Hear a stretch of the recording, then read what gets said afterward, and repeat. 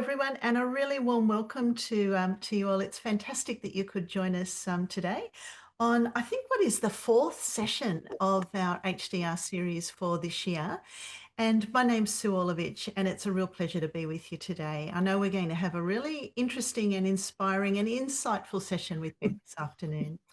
So I'd like to begin by acknowledging the traditional custodians of the land upon which I'm joining from today. I'm on the land of the Darawal people, and I pay my respect to elders past, present, and emerging. And I also want to acknowledge and honour the rich cultural traditions of storytelling, of music, of dance, visual art that First Nations people have practiced for millennia. And these practices are not just creative expressions, they're living, breathing knowledge systems that connect community, country, and culture in really profound ways. I'd also like to extend deep respect to any Aboriginal and Torres Strait Islander colleagues who are joining us today or tuning in via the recording. So feel free to introduce yourselves in the chat. You might like to also acknowledge the land upon which you're joining us from today. For those of you who are new to the Create series, a really warm welcome to you. Our session, it follows really a simple but I think rich format. We start with a presentation from a researcher who's working in the area of the arts.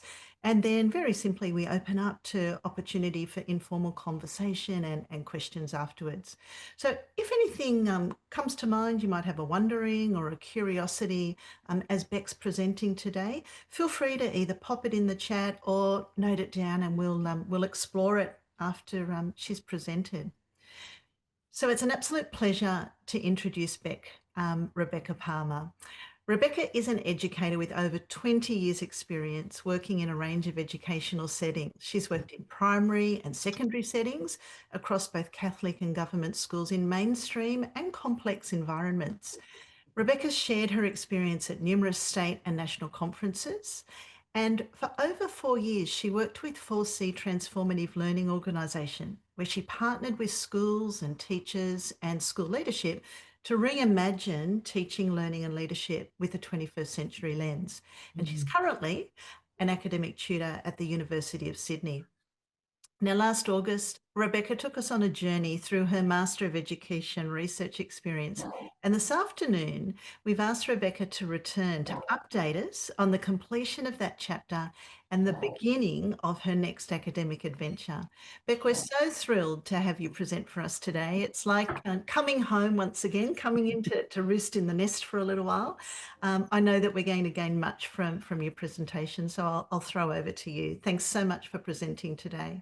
Thank you, Sue, and thanks to the Create team for asking me again and showing interest and collaboration in the work that I do. So thank you.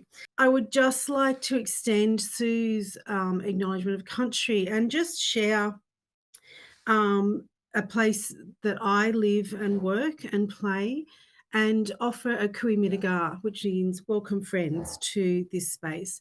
And the photo there on the left is actually at Lake Parramatta, which is about 3 kilometres from where I live. And while I was doing my research, I spent a lot of time walking around this space, and it's quite a quiet space. It's got lots of bushwalkers. And I could take the dog down there, which you might kind of hear sniffing around in the background, and just have some really quiet space.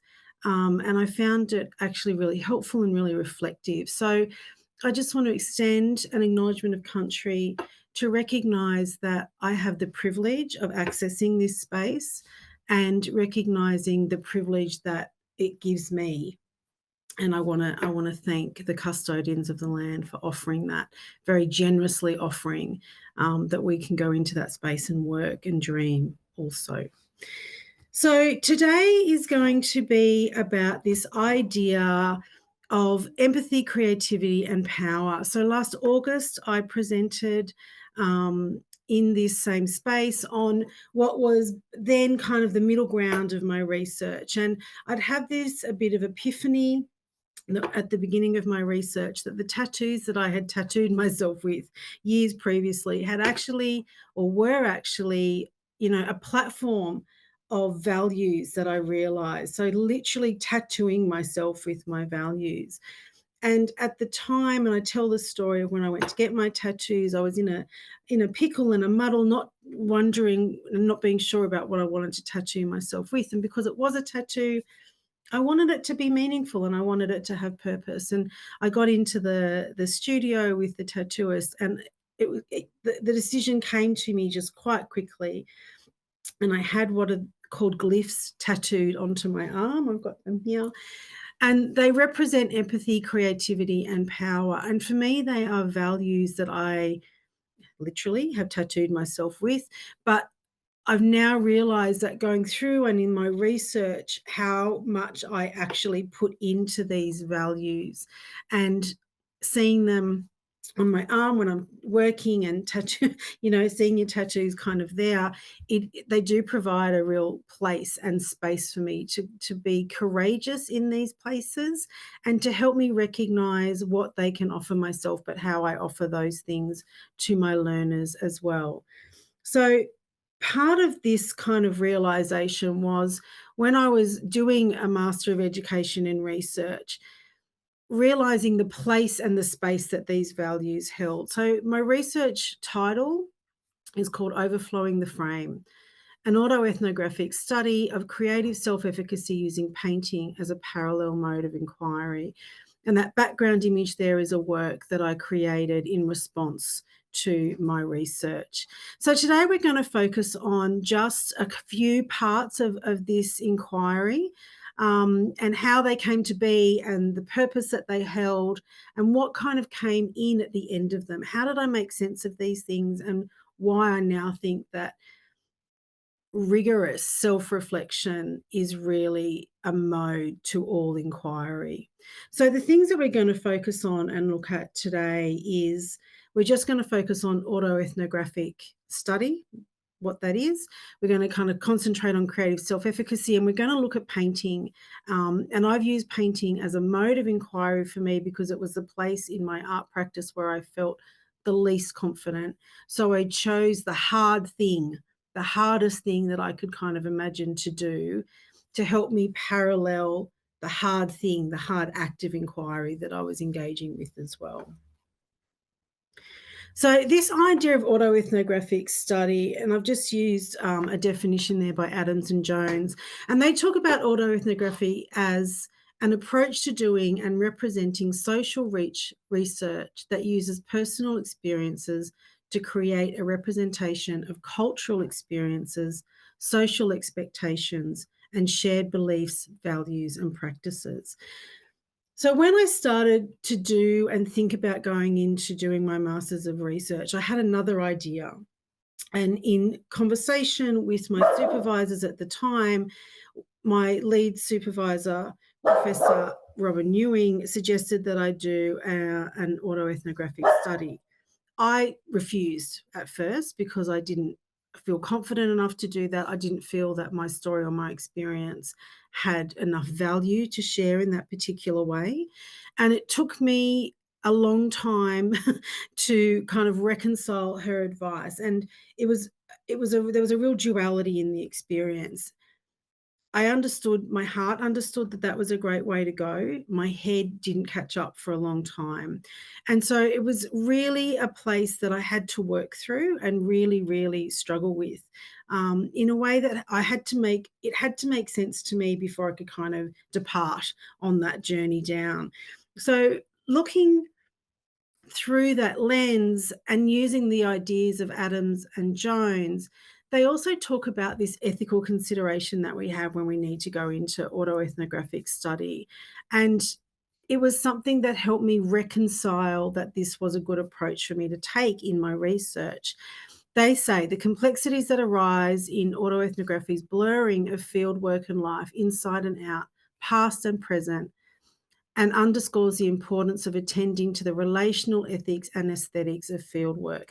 And what that kind of talked to me and gave me confidence to do was to recognise that my story has value, but I can actually put a critical lens over it. And this is, one of the things that I learned as a 4C senior practitioner was to recognise that these C's of critical reflection, creativity, collaboration, and communication, these things can live. And I've always advocated that they live and they sound and they feel really, really different depending on your context.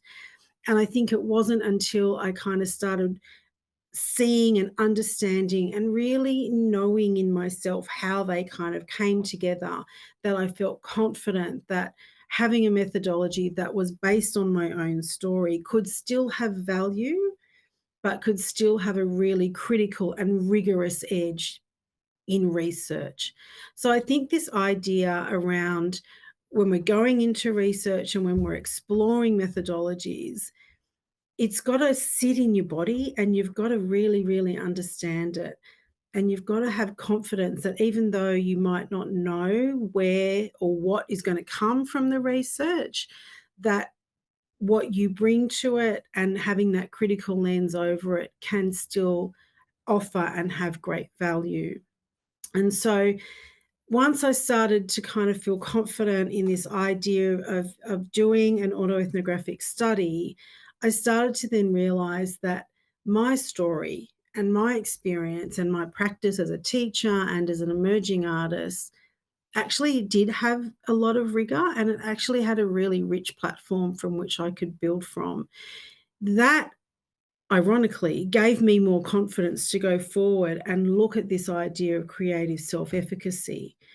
So, funnily enough, the work that I was going to start with was informed by this model on the left-hand side there, what we call CBAA, Creative Behaviour as Agentic Action, by Kowalski and Beghetto. And it was this model when I was doing my kind of initial research that really caught my attention and really gave me a platform of, I suppose, curiosity to explore this idea. My initial idea in my research was to explore this model using the work of others. And then we kind of, in conversation with my supervisors, realized that the work that I wanted to do was so much bigger than what could be done through a Master's of Education and probably more appropriate for a PhD.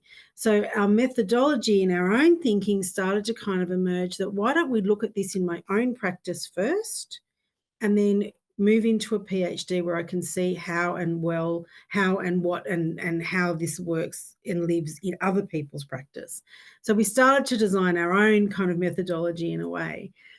What came from my own reflection on this CBA model was, for me, a reimagined model that came back out of the research after I interrogated my own experiences as a teacher, as an art teacher, as a teacher at university, as a teacher with 4CTL, as a teacher in complex settings.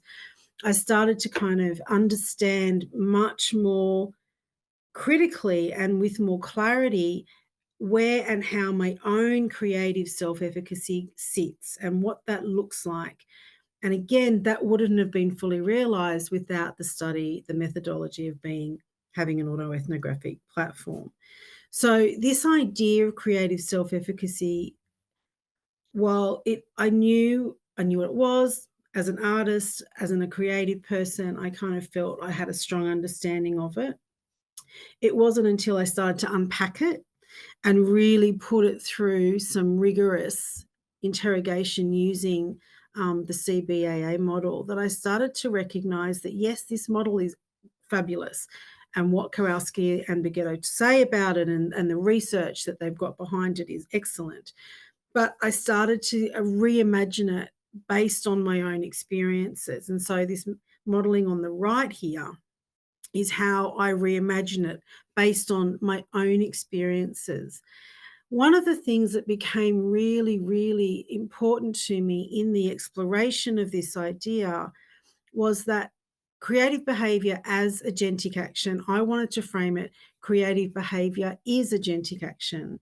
And I needed to start to unpack it around this idea of agency, and that when we start looking at creative behaviours, creative self-efficacy, creative potential, all of those things that are wrapped up in that modelling now, I started to have a bit of a challenge to recognise that agency doesn't sit anywhere explicitly in that model.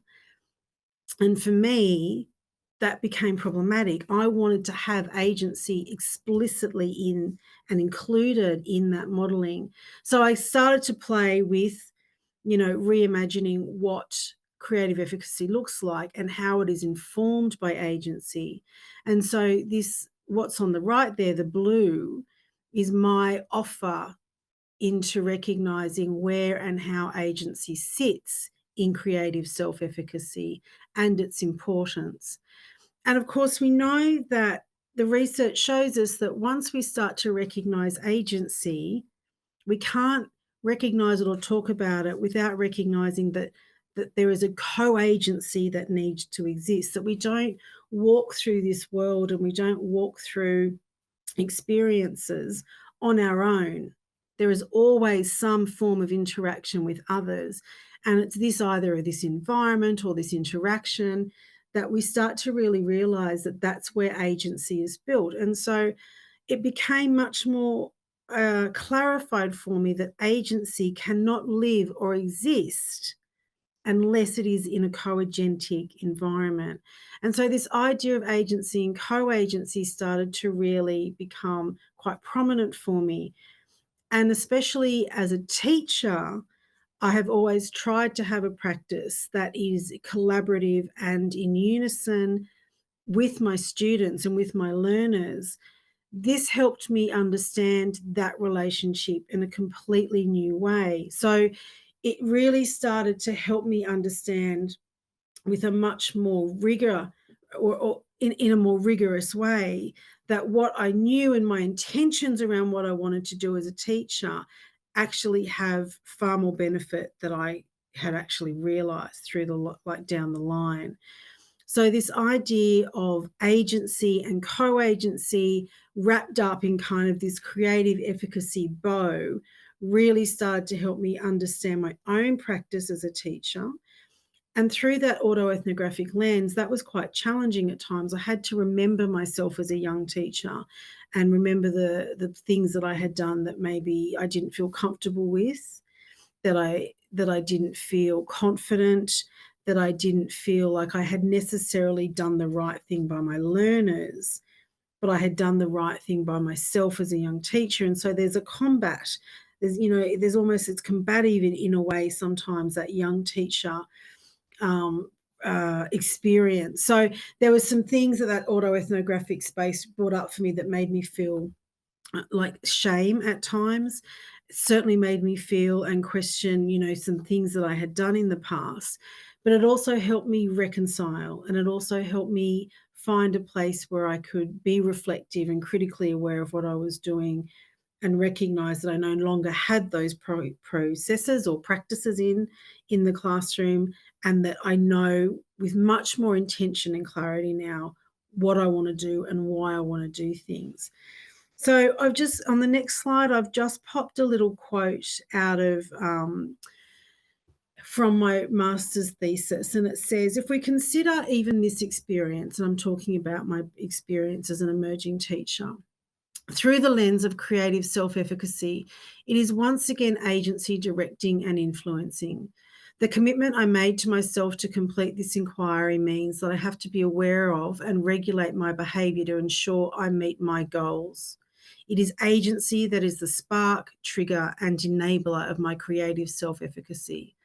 I have a clear view of the personal value of my work, and this fuels the meta understanding of my potential that then propels and edifies my own behaviours. It is the CBAA model in flow.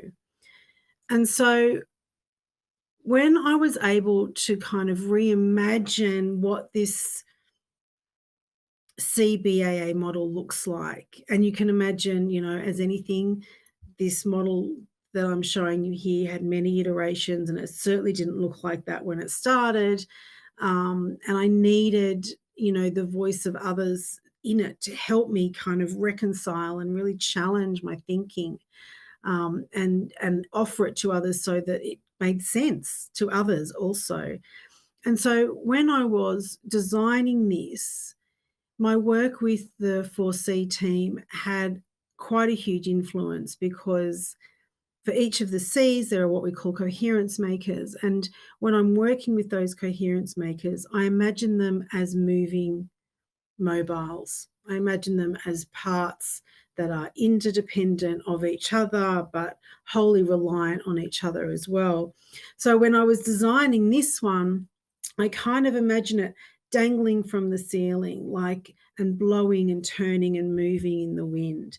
And so I offer again from my thesis this little statement. To engage with this reimagined model, imagine a hanging mobile, Alexander Calder-esque in its structure. Imagine each section connected to another but able to move and transverse independently. Imagine each section is shaped and formed by the ones around. Imagine the pressure, the energy that is created. Imagine each component is independent but also interdependent. I imagine it as a semi-liquid like, always moving and reforming. And so when I started to actually give energy to these models and make them a dynamic, living, breathing model, it kind of helped me understand that just like our own experiences and just like, the autoethnographic methodology, that nothing is static, that everything has these moving components and moving parts. And while research captures things in a particular moment and timescape, we need to, or I needed to remember that it's not always going to be that way. And it's got to be remembered and experienced and known as having movement and having and being dynamic in the way that it can be understood and engaged with, but more importantly, the way that it is experienced and remembered. And so the idea then that I've got these experiences that I needed to provide a explanation of and for in a way that for me represented them in a language other than just words. Painting, as I said earlier, was a mode of inquiry that I engaged into this study because it was hard. And I chose it because of its difficult, for me, its level of difficulty. And so painting really became for me a way for me to engage with these ideas and values of empathy, creativity, and power. And that painting, that image there on the left, is one that I did in response to the research that I was doing. But it really helped me clarify and understand what these ideas of that I was exploring in my research, the CBAA modeling, but also these values that I hold really tight. And so in my research, I found the words of Atel Adnan, who is a Lebanese philosopher, writer, academic, painter, and she wrote these words: I write what I see and I paint what I am. And in my research, when I found her words, I felt permission in a new way to explore my ideas and my working through the act of painting, and let painting become the language and not feel constrained in just having to type. And so I thought, if I'm going to choose something hard to do, I'll choose painting. And I chose abstract painting because for me that seemed the hardest thing to do. So I engaged in teaching myself using the influence, of course, of other artists, but teaching myself to become an abstract painter. So the idea of painting developed for me a meta landscape where I really could interrogate my own ideas. And I started to build what was before a very hesitant relationship with painting, because in my previous life as an artist and an art student, painting and I were not friends. I didn't understand paint. I could not communicate what I wanted through paint. But through perseverance and through using some influence of other abstract painters, I started to recognize that actually paint and painting has its own agency, and I needed to work in collaboration with it. And that was one of the hardest things I've ever had to do. And I know it sounds quite kind of oblique and a bit trite, but actually letting go and letting paint and the act of painting become the way that you want to communicate, but giving over to what is kind of being made before you and not holding the paint to the constraints of what you think it needs to look like in your head, but letting it go, I think is one of the most difficult things I've ever had to do. And that idea came to me from a panel of artists that I was listening to in a gallery down in the Southern Highlands. And it was Stephen Ormandy, I think, and he said, I just get up and paint, and I don't know what the painting's about until the painting reveals itself to me. And that for me was such a shift in the way that I had always thought about art making and teaching art. And for me, art is about intention. Mark making is about intention. But when you strip away the intention of making or communicating something and letting the painting communicate to you, you then start to become in dialogue with what the painting is revealing to you. And that was a really difficult thing for me to let go of. So, in its, as I've written there, it was agency building through a coagentic model where the act and artifact, or the process and product, which I talk about in my research of painting, became my co-agent. The act of painting both created and filled the space between things for me. And so this idea of the space between things was actually one of the origin, or one of the original thoughts that I had. I was really interested in the idea of when we are designing learning, when we are designing painting, when we are designing an interaction with someone, what's going on in the space that actually enables those things to happen? What's going on in those moments of acceptance? What's going on in those moments of understanding?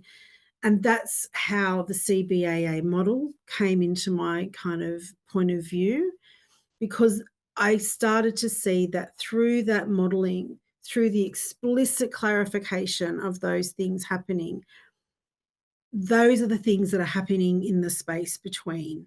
They're all of those things happening together, happening independently, happening in a microsecond, sometimes happening over extended periods of time. They are the things that are happening when you are working something out, that process of going through from idea to action. And so this idea of space has become something that's really, really important to me, and really, really active, I suppose, in the way that it holds its ability to make space for me as well in my own practice. So painting has positioned itself in my practice now as a confident and supportive partner, where once I was hesitant and unsure, I am now keen and eager. And, if we had kind of a fisheye lens, you'd be able to see that I'm sitting in my studio and I've got my painting and all of my kind of my creative work sitting here, and I've got my desk here. But we are in constant conversation, my paintings and I. We are in constant dialogue. And what I've started to really notice about my own practice is that I now see complex ideas as paintings. The way that I've now started to reimagine and re-see things has changed for me. And so I see things now as paintings. I can see them as images.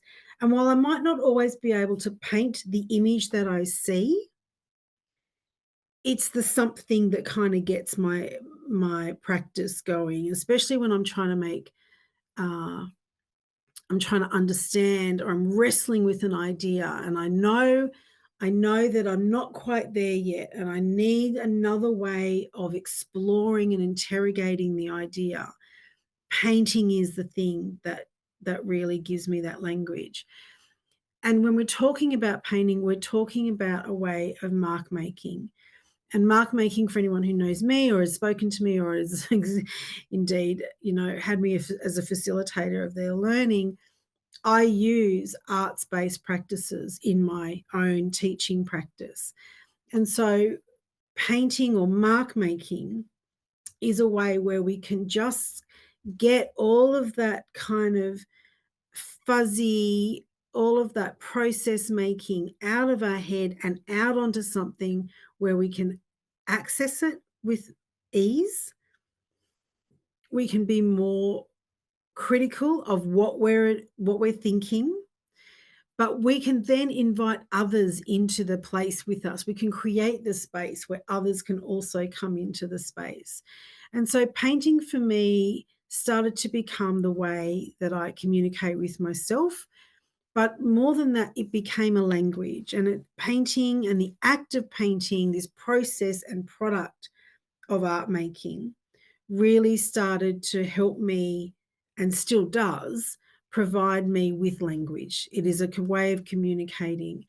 And while you look at that image on the left there, you might like it, you might hate it, you might like a bit of it, not understand it, whatever. What I started to understand was that abstract art walks up to meet you. And once I kind of started to be able to make an offer that for this particular painting, I mean, as you can imagine, this is like layer 17 of an artwork. But once you can actually create a mark, and if that mark can help you have a more clarified understanding of the ideas that you're wrestling with, it will walk up to meet you wherever you're at. You don't always have to approach it. It comes to you. And so for me, as a teacher, a researcher, I think having and the creation of a language and me creating a language that I can have for my own sense making, but something that I have now a huge amount of confidence in facilitating and using artworks for the learning of others. I think painting has become a tool for me that has really strengthened my own practice, but I hope also strengthens and deepens the learning of others. So from here, going now that, my Master's of Education is done and dusted, so to speak, and having to create this presentation today, I actually had to go back into it and had to remember, kind of go back there and dig back into it, because a lot of it now it's been a few months and we haven't kind of spent a lot of time together. So I had to kind of dig around and go back to it. But what I am hoping to now do next is a PhD. So the road ahead for me is about charting a new topography of space and time. And this little artwork on the right there is a work that I did in 2023. And it's called The Space Between Three Things 3. And it was really the first artwork, or one in a series of 3 artworks that I did. And it was the first painting that I'd done in probably about 10 years or more, maybe 15 years. And I did it as a way to get back into the act of painting, get back into the behavior and the feeling of what it is to paint. And I did it in service of what is called the Incognito Art Show, which is a local art show in Sydney. And artists do 3 small works. They're about, kind of so big. And you put them into this exhibition, and then the exhibition sells all the works for $100 each, but you don't know the artist. So you are going in and you are just buying the artwork because you love it. You don't know who the artist is. You don't know anything about them. The money all then goes to studios who help other artists with a range of disabilities. And so it's about artists supporting artists, but inviting the community to come in and purchase an artwork for $100. Now, looking at this artwork now, it still makes great sense to me, and I know the struggle, and I know kind of what's under the painting, so to speak. But I think for me, having the the incognito art show gave me a way to be anonymous in my artwork, and that's what I needed at that stage. I didn't have the confidence yet to kind of put my name and my work out there. But that show and that work, and I rebought that work. It's sitting just here on the left of me. I bought the work back because for me it was something that I wanted to hold on to, and it was an experience that really gave me confidence to go into an autoethnographic study of my own creative self-efficacy. And for me at the time, it was a huge leap of faith and it was a huge jump. So the road ahead for me now is about looking at what I can now engage with through a PhD. So the proposal has been submitted. The working title is The Work of Art, the Ontology of Artistic and Studio Practices, Knowledge Transfer to Educational Practice. That's just a fancy way of saying what I'm really interested in exploring is how do we recognize the usefulness and value of artistic and studio practices? So, those things that happen in studio and artistic practice, the way that we work in studio and artistic practice, how can we recognize those things? How can I define them? How can I kind of put a name to some of them, or do I create a model of it? And then how can that be offered to teachers so that they can access that and teach anything? So, taking basically artistic and studio practice and putting it into a science classroom, putting it into a geography classroom, putting it into, back into an art room, for example. How do we put it into a history classroom? How do we put it into a PE classroom? How do we recognize that the artistic and studio practice has great value and can be useful in the act of learning? So, the aim of this research is to identify whether artistic and studio practices can be claimed as a pedagogical praxis that can be used by teachers to provide equitable and deep learning opportunities. This will be done by identifying the elements of artistic and studio practice as the work of art making, to be defined so as to be used by teachers when designing and facilitating learning. It is the investigation of whether artistic and studio practice can be educational praxis. As part of this investigation, a part of this investigation, will be to find clarifying language that best describe these elements. The idea that art making is a currency of knowledge making is not a new idea and has been practiced for as long as humans have been communicating. What is novel about this inquiry is the exploration of whether the elements involved in studio and artistic practice in the work of making art can be explicitly identified and defined so as to be used as a pedagogical frame.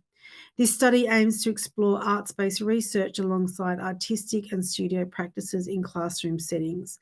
This will be known as ABR to the power of C, arts-based research to the power of the classroom. And that's just an excerpt from my PhD application. So that's kind of where my master's has taken me. It's a little bit different to what I intended originally, and that's totally fine. Through the arc of research, you want evolution and you want reflexivity. You've really got to follow, what you have an interest and a passion in discovering more of. And so while I'm going to look at this idea of the work of art and using that play on words quite intentionally, because there is a great amount of work in art making. It is that work of art. So how do we actually recognize and harness those really useful and valuable things that happen in the art, in the work of art making? Recognize them, facilitate them, and put them into a place of practice where other teachers can access and use them, and they can be used by learners as portals into other learning and deep learning, not just knowing stuff but making deep rich sense of something. And so through the act of this kind of inquiry, what I've really kind of come to realize is that empathy, creativity, and power are still the things that are going to create the space for me going forward. Because for me, in my own practice, they are always going to be the values that we engage with or that I engage with to make sure that learning is happening in mutually equitable environments where the well-being is literally the center focus of the learner.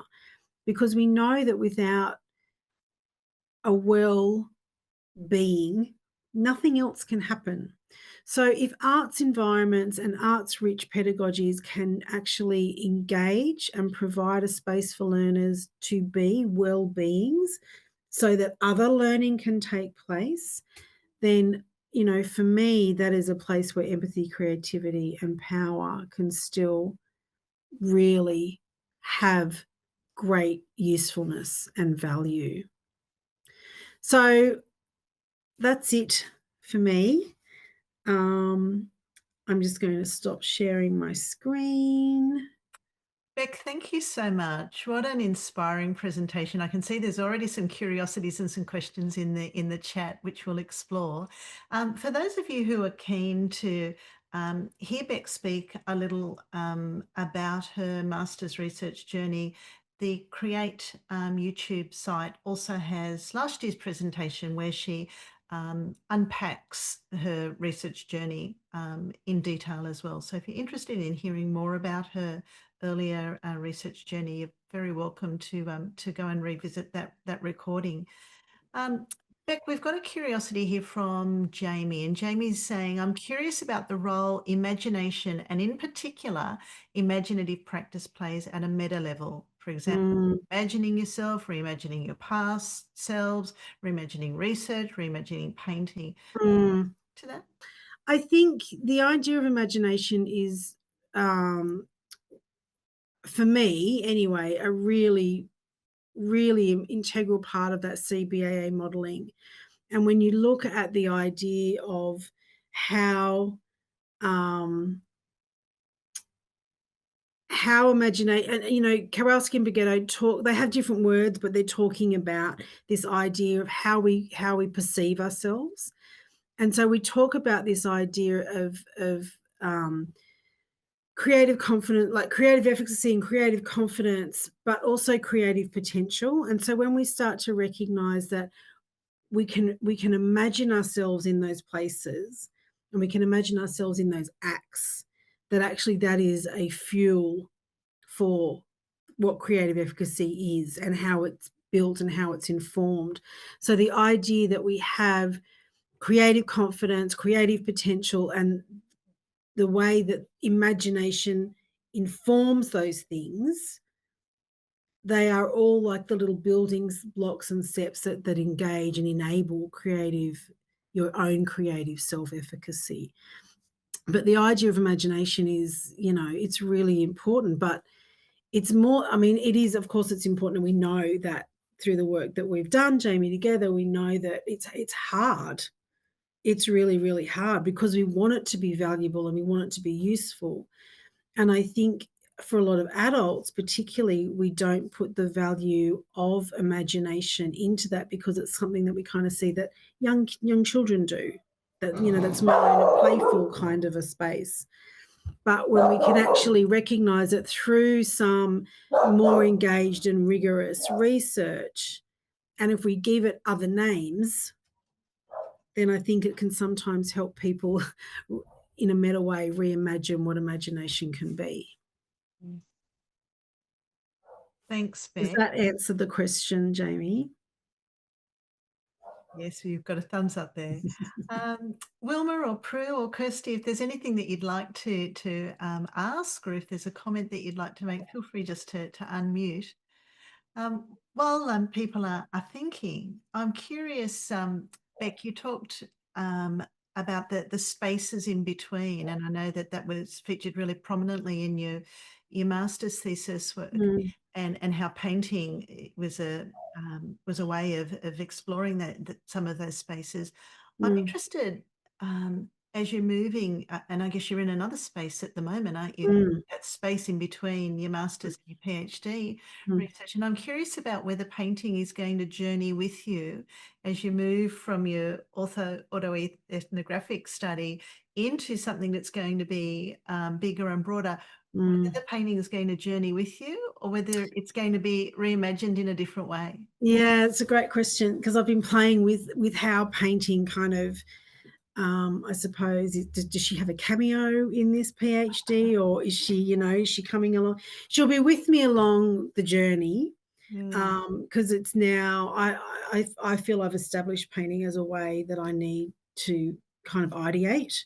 mm, So I will definitely be continuing my artistic, like my practice in painting, and whether or not she has a focused place in my PhD is being kind of contested in my own thinking at the moment. Um, so stay tuned. She I will think is reveal the answer. itself. She will reveal itself. She will reveal herself. Yeah, it's a tricky thing because I mean, I would love to include painting as, a parallel mode of inquiry as I did in my master's. It's not something I've discussed with my supervisors yet because I'm still in my own head about it, um, and how I represent that. But in the planning of my PhD, we will be working with a practicing artist, Mm, myself as research participant, teacher, artist. So I'm kind of, covering a whole range of roles there. And then two other emerging teachers, one who has experience in arts-based pedagogy and one who doesn't. So for me, painting will still be part of my narrative, and it will be for my mm. artist that's involved in my research, but how she reveals herself in the actual PhD is yet to be kind of decided, and might not be decided until later on down the track, and that's okay. Absolutely. Other thoughts or comments? Feel free Prue to. here. I'm just wondering, how recently have you taken up the art of painting? Is my first question. Mm. Oh, so hi, Prue. It's lovely to meet you. So I was a art teacher. So I trained as an art teacher. So painting was part of my practice back then, and I painted for a few years post graduation. And then, and I was doing, exhibiting in shows and, entering, all of those things that artists do. And then I didn't, I've always struggled with it, like I said, like it just has always been a place of challenge for me. So I did drop it for a while and took up other artistic pursuits. So really, I've probably been painting for the last, I've picked it up again maybe 3 years ago. And you've taught visual art to secondary, is that Yep. right? Yeah. Yeah. Have you taught anything else to secondary? So in one of my teaching roles, I was at the hospital school at Westmead Children's Hospital. And so in my classroom, I would have a range of patients of the hospital. And so I was basically teaching pretty much everything, if you know what I mean. So they would bring their own work from their census school into my classroom. We would work with that. But I found that's where the genesis of my, I suppose, my research really started to find itself, because I was using processes and practices that I knew were successful in an art classroom. It was how I knew how to teach. But when I started to see I could use it to teach someone, teach a young person how to tell the time, and then I was teaching it, in year 7 trigonometry, and then I'm thinking, like this has actually got some legs. Like this could be and be something. So I have used it in other specialized settings. I've used it in my work as when I was working for 4CTL. I was all my processes, all the ways that I engaged pretty much had an arts kind of platform or arts informed. And so, yeah, just a range of experiences in different settings.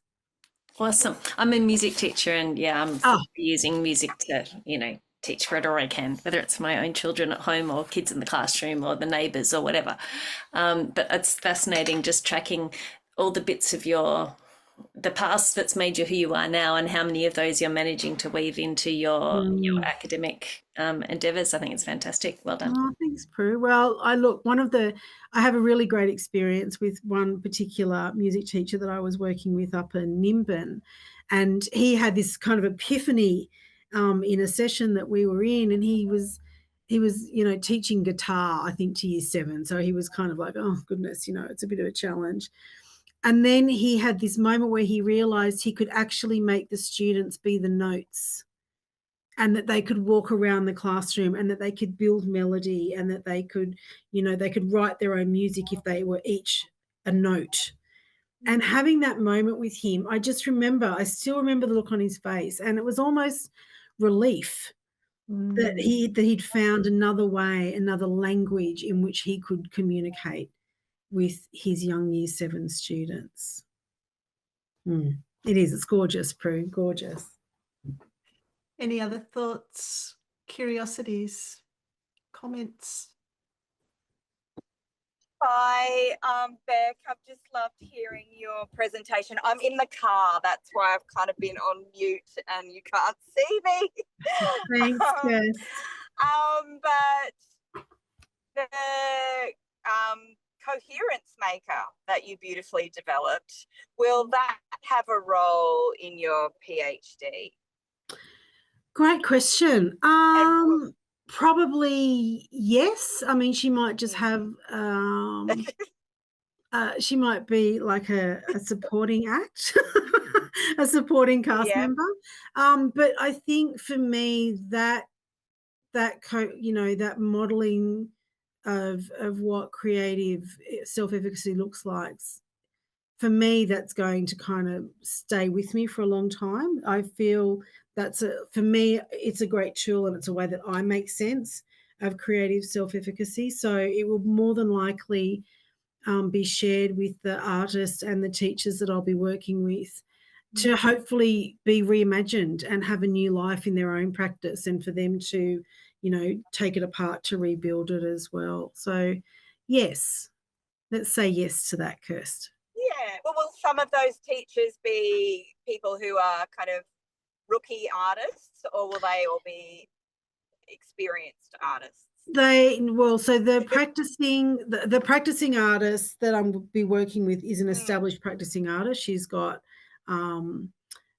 she's had a career for over about 10 or 15 years. She's exhibiting all the time and has gallery representation. So her practice is beautifully formed. The 2 teachers that I'll be working with, one is a middle leader who has experience in arts-based practices and uses them in her classroom practice all the time. And the second teacher that I'll be working with is newer into those arts informed or arts-based kind of practices. So I'm hoping they work together in the same school. So I'm hoping that there's a beautiful mentorship that kind of develops from that. Although that's not the thing that will be researched, I hope that's just a beautiful byproduct of their collaboration. And the potential for creative efficacy to build for them. Yeah, absolutely. So one of the things that we'll be looking at through reflective practice is how their confidence and creative self-efficacy is influenced or impacted by their experience and exposure to artistic practice. And I'm wondering whether we might draw things to a close with asking you just one more question, and it comes courtesy of Jamie in the chat. I'm wondering if there are any used to believe, now believe that a friend of mine might be a lovely way to conclude. I think if I look at that through maybe an autoethnographic lens, I used to believe that artistic practice had value in learning. I now believe that my artistic practice can have value to others in learning. So I think having a really critical and using the coherence maker, the crucible, the critical reflection crucible, using that as a way to help me stay the course really in my reflective practice, and giving me a way to engage, not in, kind of narcissistic, self-interested practice, but something that is deeply reflective, and using that in conjunction with painting, I think has been something that's been really helpful. Yeah. Beautiful. Thank you, Beck. And Beck, thank you on behalf of all of us for taking the time to share so generously today with us. I know we've so appreciated the opportunity, and we would love to have you back perhaps in a year's time, maybe next spring, the beginning of next spring, to explore where you're at and how the journey is traveling. It would be absolutely wonderful to have that.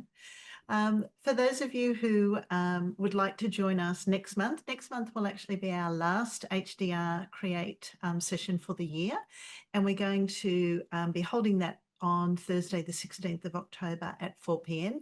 And Dr. Vilashini Bhaskaran is going to be presenting for us, and I think you'll enjoy her session. It's Art in the Thesis Journey, so you'd be very welcome to join us then. Thank you to everyone who's able to attend today, and for those of you watching it on the recording, and a big thank you to you, Beck. We really appreciated your time today. Thank you for being so generous. Thanks for the offer. Look after yourselves, everyone, and we'll see you next time.